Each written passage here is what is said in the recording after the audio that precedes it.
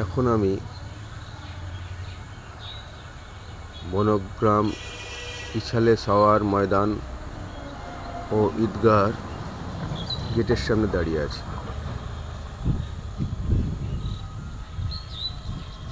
সামনে একটা তোরণ দেখতে পাচ্ছেন। এই তোরণের নিচ দিয়ে যে প্রবেশদ্বার, এই প্রবেশদ্বার দিয়েই ঈদগাহ ময়দানে প্রবেশ করা যায়। এই ইছালে সাওয়ার ময়দান ও ঈদগাহর সঙ্গে আমার দীর্ঘদিনের সম্পর্ক। আসলে 6 এপ্রিল আমার জন্মদিন, আর প্রতি বছর ওই 6 এপ্রিল 6-7 তারিখ 2 দিন ব্যাপী প্রতি বছর এখানে ঈদগাহ ময়দানে বড় করে সভা হয়। এই সভায় প্রচুর দোকানপাট বসে, প্রচুর খেলনার দোকান বসে,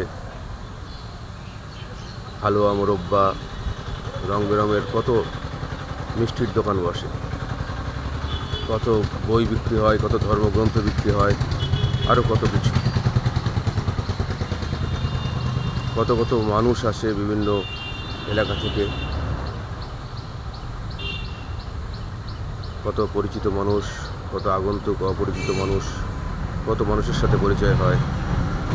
প্রতি বছরই আমার জন্মদিন আসলেই বাবা মার হাত ধরে বা কখনো বন্ধুদের হাত ধরে এই ঈদগাহ ময়দানে এই সভায় আসতাম। শুধু আনন্দ আর আনন্দ।